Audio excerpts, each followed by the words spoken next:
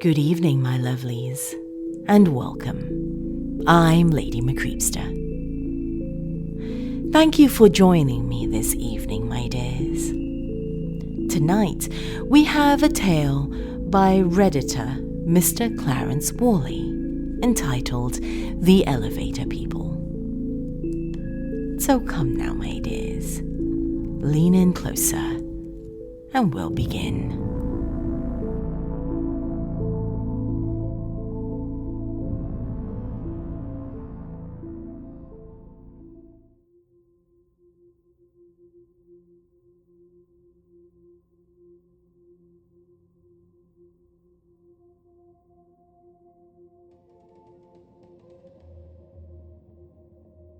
I have a close friend who's a psychiatrist. Please don't read too much into that. She mostly just teaches these days, from a textbook that she wrote, no less. But back when she was still practicing, this friend's speciality was the treatment of specific phobias.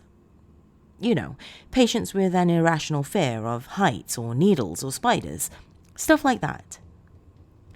That's why I lovingly refer to her as Dr. Scary, a nickname which she absolutely adores no matter what that lying bitch tells you. One night, when we were both especially turned, I asked Dr. Scary if she ever encountered a patient with a phobia that managed to scare even her. We were seated directly beside each other on a wooden bench swing suspended from her back porch, but Dr. Scary didn't even look at me when she replied. Her gaze remained fixed on the shadowy expanse of her well-manicured backyard as she scoffed and slowly nodded. And then she said, "The elevator people." When this particular patient, a 39-year-old medical supply salesman who we'll call Simon, first showed up at Dr. Scary's office, he had listed fear of elevators as the reason why. Needless to say, but if that was an accurate summation of Simon's issue, we wouldn't be here. It all started almost a year prior, while Simon was at a conference in Las Vegas. He was there with his sales manager, scoping out the latest innovations in peacemaker technology and hoping to find a distributor willing to haggle. The trip really was all business too. Simon had never been much for gambling, and the live shows gave him a headache. The conference might as well have been in Boise for all he cared. Simon noted that the initial elevator ride up to his hotel room that night had been perfectly uneventful. Though his flight into McLaren had been delayed, of course. Simon had barely made it to the hotel with enough time for a quick shower and change of clothes before the meet and greet in the lounge at 8 p.m. It was 5 after when he finally re-emerged from the room in a flurry, tie still untied and his blazer draped over one arm.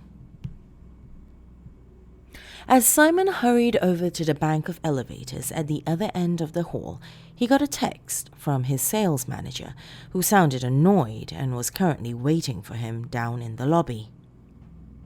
Simon hit the button to call for an elevator as he began to frantically tap out a response text explaining the flight delay. There was a mechanical ding as the middle elevator's metal doors slid open in his periphery. Simon started inside the elevator as he finished his text and hit send. He looked up to smile politely at the other passengers on board, and that is when Simon went rigid, his half-formed smile freezing in place as a tingling surge of fear temporarily overrode control of his body. To his right, a naked, skeletally thin old man stood grinning back at Simon. The man was completely hairless, his malformed bald head was the shape of a used pencil eraser. He didn't have eyebrows or facial hair or even pubic hair to hide a fraction of the small yet noticeably erect penis jutting out from between his shriveled legs like the head of some hungry flesh-colored turtle. To Simon's left stood a woman in a tattered grey dress. She appeared to be hairless as well and had a similarly deranged grin stretched across from the front of a similarly bald and oddly shaped head. She sported a pronounced hunchback and had glimmering feline eyes. Simon's bewildered gaze darted from the naked man to the female hunchback, then down to the bald child peeking out from behind her. The woman shoved the child back out of sight as the naked man attempted to grab Simon by his face. Seeing those grimy fingers darting towards him was enough to finally snap Simon out of his shock, and he just barely managed to evade the naked man's grasp with a single leaping jump back out of the elevator. He hadn't moved like that since college, and every joint and tendon in Simon's legs was currently screaming at him. Fortunately, at that moment, adrenaline was making it impossible for Simon to register much of anything aside from the elevator doors sliding closed in what felt like slow motion, just as the lunging naked man was about to reach between them. A dumbstruck Simon was still standing there, quietly panting and staring at those same closed elevator doors a full minute later, when an attractive blonde woman approached from the other end of the hallway. She gave Simon a wave as she neared, but he didn't even seem to register her presence. The woman's expression went from confused to annoyed as she noticed that the button to call the elevator still needed to be pushed. Simon shook off his daze and managed to take the next elevator all the way down to the lobby without further incident, if you didn't count several awkward glances from the attractive woman who rode down with him. He was only fashionably late for the rendezvous with his sales manager, who was already busy talking up several of the reps waiting in line for the meet and greet. The open bar and inane conversation helped Simon put what had just happened to him out of his mind for the moment, and, to his surprise, it actually turned out to be a rather lucrative evening. So much so that about an hour in, Simon's manager gave him a pat on the back and announced that he was going to officially clock out for the night to, quote, start focusing on who I'm a fuck. Still feeling a bit jet-lagged and generally exhausted from his earlier encounter, Simon decided to take this opportunity to get some much-needed rest before tomorrow when the real work needed to get done. As he exited the hotel lounge and made his way back across the lobby, Simon spotted a pair of Vegas newlyweds forcefully making out while they waited for an elevator.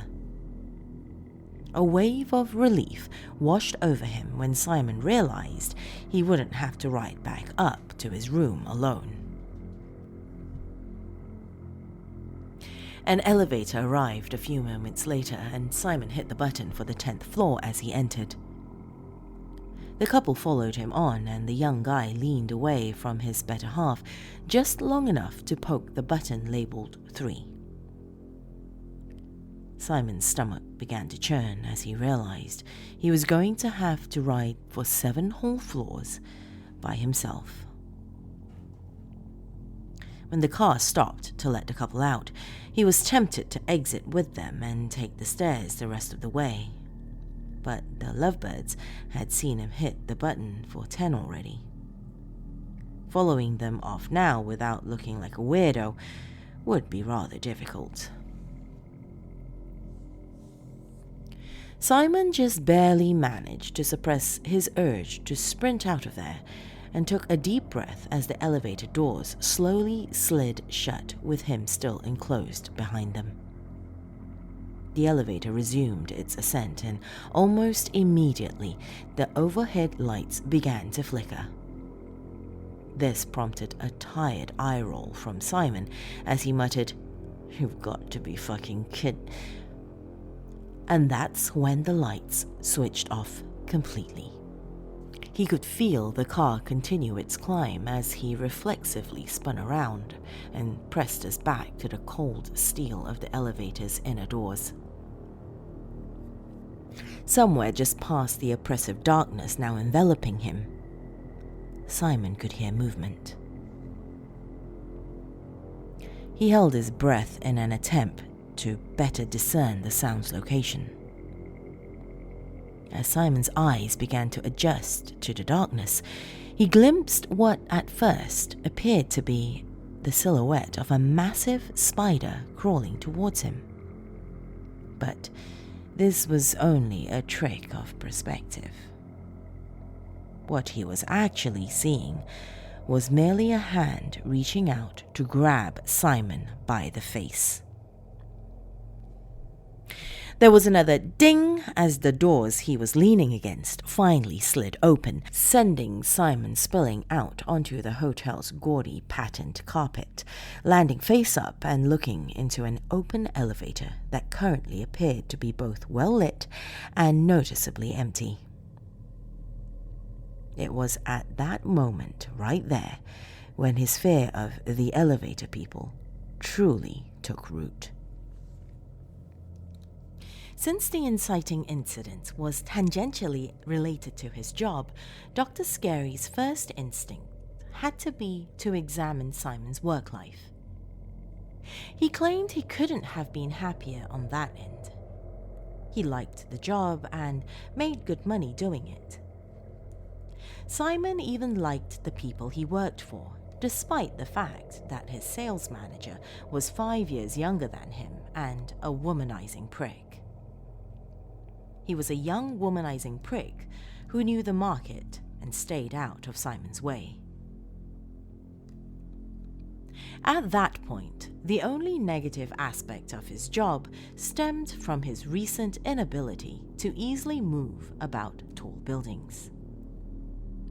That may not sound like much of an issue to those of you who don't live or work in large cities, but Simon did both. Granted, being in sales meant he spent most of each workday away from his own office, but the majority of that time was usually spent visiting other people's offices in different, often taller buildings. As is typically the case with phobia patients, in the beginning Simon tried to solve the problem by developing various workarounds for his sudden yet crippling fear of riding elevators alone. He started scheduling a lot more lunches with prospective buyers. He offered to take clients golfing, anything that would get them to meet him down on ground level. He even volunteered to train the new intern because it gave Simon someone he could drag along with him on cold calls. But there was still the annual conferences, which were always out of town and often involved staying in hotels. And there was also the mortgage on his high-rise condo apartment, which his husband Ronald absolutely adored.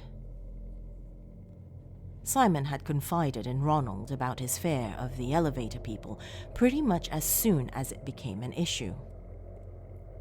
The whole thing had been rather difficult to hide from him, given the circumstances. Of course, Ronald was totally understanding, and most nights he was able to meet Simon down on the lobby when he got home from work so they could ride the elevator up together. Of course, no system devised by humans was ever truly perfect. Eventually, there came a day when Ronald had to suddenly go out of town to assist his cousin with an extended family emergency, which resulted in Simon having to sprint up 15 flights of stairs to narrowly avoid crapping himself because he had scheduled 3 different lunches with clients earlier that day, and 2 of them were at the same Mexican restaurant. It was actually this very bathroom mishap which finally convinced Simon that he was going to need professional help for his phobia if he wanted any chance at living a normal life. Though, in a rare and rather humbling turn of events, Simon's case was the first one in a long while that had Dr. Scary feeling wholly and truly stumped as to how she should proceed. She had asked about Simon's relationship with Ronald. He was the greatest thing that had ever happened to him. Simon's parents, both still alive and super accepting of their successful gay son, and the likelihood that all this was stemming from a traumatic childhood event Simon simply failed to mention. Apparently not very. I grew up in Connecticut. Dr. Scary must have looked disappointed by this answer because Simon followed it up with, "Not a big fan of the Constitution state? I'm just worried you might be schizophrenic." Now it was Simon's turn to look disappointed as he took a moment to consider this. Then he said, "Isn't that a hereditary condition?" "Typically, but not always. There may be no documented cases in your family history." "There are," Simon replied with a nod. "My aunt and my grandmother." Dr. Scary held up her hands in a slow down gesture and said, "Okay, back up. For starters, symptoms of schizophrenia typically start to present in men by their early 20s. Plus, that was pure speculation. It's just as likely we simply haven't located the right stressor yet. There's still plenty of stuff we can try." "Like what?" "Are you familiar with the concept of exposure therapy?" Dr. Scary typically didn't like attempting such drastic treatment this early into the process, but she clearly wasn't getting anywhere just talking with Simon. Doctora Aterradora thought that if she could watch him react to the source of his phobia in real time, it might tell her something that Simon couldn't. So, she decided to make their next session a house call. It was past 1 p.m. when Dr. Scary arrived at Simon's high-rise condo complex. At that time, on a weekday, his husband Ronald, like most of the building's tenants, was still at work. This, of course, had been intentional. They required an empty elevator for the exposure therapy, and Simon didn't need to feel any more self-conscious about this than he already did. It doesn't have to be all 15. 1 would be fantastic. Ride 1 floor down by yourself and look. Dr. Scary gestured at the smartphone in Simon's hand. She turned her own around to show him that the 2 phones were currently FaceTiming each other as she continued. "I'm going to be here with you the whole way." Dr. Scary gently grabbed Simon's arm and guided it up until his phone's camera was aimed at his face. "Right here. Perfect. Now, we're going to get started, okay?" Simon didn't respond, but it was clear from his expression that he wasn't exactly psyched about exposure therapy. No phobia patient ever was. But then, finally, Simon glanced at her as he lifted his shoulders in a nearly imperceptible shrug before returning his gaze to the elevator's closed outer doors. "Okay," Dr. Scary repeated. She then casually hit the button to call for an elevator as she turned to head inside Simon's condo. She leaned her back against the door to shut it behind her as Dr. Scary held up her smartphone to address Simon through the screen. His uneasy expression had transformed into something more primeval by this point. He looked like a wild animal sensing an approaching storm. Dr. Scary tried to comfort Simon by saying, "Remember, I'm right here." Simon's eyes stayed trained on the elevator doors as he eventually replied, "No, you're not, and there's nothing you could do anyway." Tears began to stream down his cheeks. Dr. Scary attempted to say something in protest, but was suddenly cut off by the familiar ding of an arriving elevator. She heard the metal doors slide open, and then Simon let out a thunderous gasp. "Oh, fuck, no, God, Jesus, no, please!" he frantically muttered as he started to back away. What? What are you seeing?" "Look!" he screamed, and then turned his phone around so Dr. Scary could see inside the elevator. The interior wasn't well lit, and it was hard to make out most of the details through Simon's forward-facing phone camera. But Dr. Scary swore she saw two figures inside the elevator. They were both bald. The one on the right was skeletally thin and appeared to be naked. The figure on the left was shorter and had a pronounced hunchback. And just before Simon finally dropped his phone and sprinted inside the condo, Dr. Scary glimpsed a much smaller figure behind the first two, lying motionless against the back wall of the elevator. She said this smaller figure resembled something somebody had crumpled up and tossed aside, like the balled-up piece of paper you find next to a trash can, but instead of paper, its pale skin and broken limbs covered in bite marks. "Bite marks?" Dr. Scary nodded and replied, "Big red bite marks." I waited for her to continue, but she remained silent for several moments.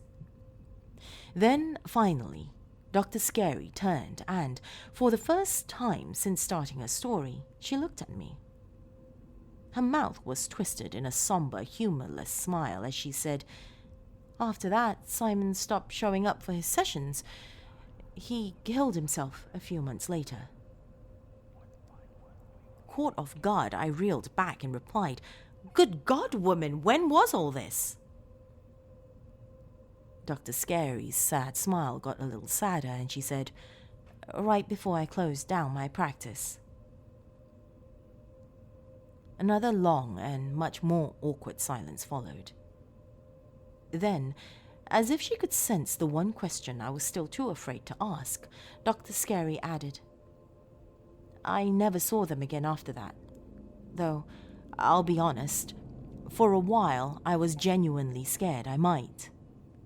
But what happened that day was merely a prime example of the power of suggestion. Simon's fear of the elevator people made them feel so real that, in that moment, it's actually not surprising I saw what I did." I thought this over and then shrugged as I said, "Makes sense." Though, of course, there were the dreams. "You had dreams about the elevator people?" Dr. Scary slowly nodded while avoiding my eye contact. She exhaled a sigh and then said, "It actually still happens occasionally. It's the weirdest thing, too. Most of the time I'll be dreaming about nothing especially terrifying, you know? Like visiting my sister who somehow now lives at the summer camp we used to go to as kids. Mundane shit like that. And then, out of nowhere, I'll get hit with this..."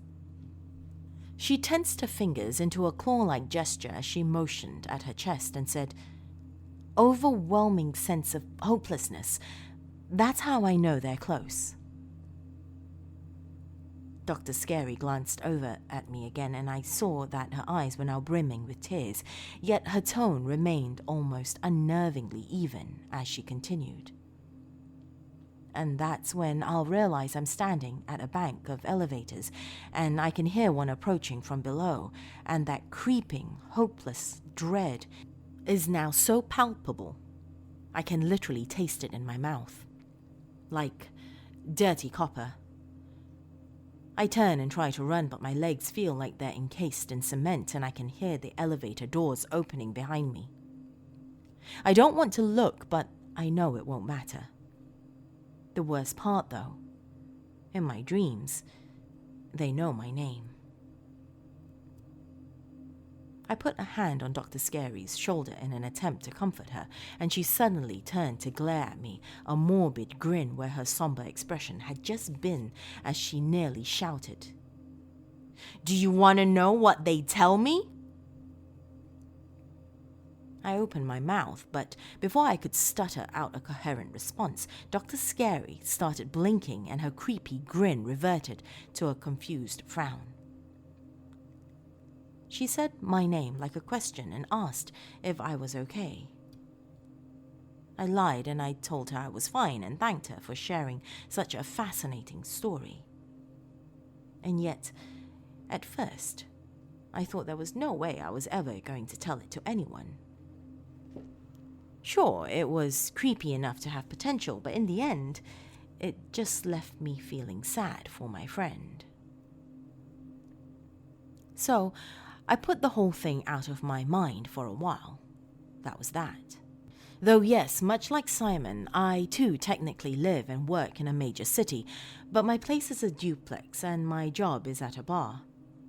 So I don't typically encounter a lot of elevators in my own day-to-day life. But then my dentist retired, and the new guy my insurance switched me to just so happened to work out of one of the CBD's taller high-rises. And even then, I managed to get all the way across the building's otherwise vacant lobby and hit the button to call for an elevator before Dr. Scary's story finally came rushing back to me in vivid detail. It was the first time I had even really thought about the elevator people since that night. I remembered the look on her face as she described what she saw during Simon's exposure therapy session. The way she had grinned when she said, "Do you want to know what they tell me?" I was outside in the courtyard bordering the front of the high-rise and trying to steady my hand long enough to light a cigarette before I was even fully aware that I had left the building. It was about then I decided two things almost simultaneously. 1. 12 flights of stairs would definitely count as my cardio for the day. 2. If I have to worry about this shit now, I'm taking the rest of you with me.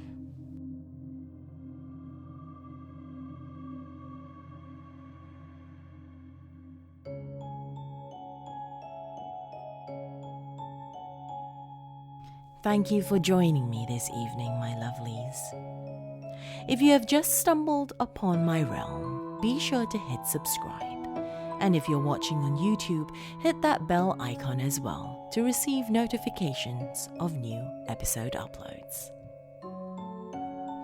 To those of you who are members of my dark family on Patreon, a special thank you and shout out to you all. Know that I really do appreciate your support, and every little bit really does help. If you too would like to consider supporting this channel and podcast, go to patreon.com/LadyMcCreepsta for more information. That's all the time we have this evening, my dears. Till next time, sweet dreams.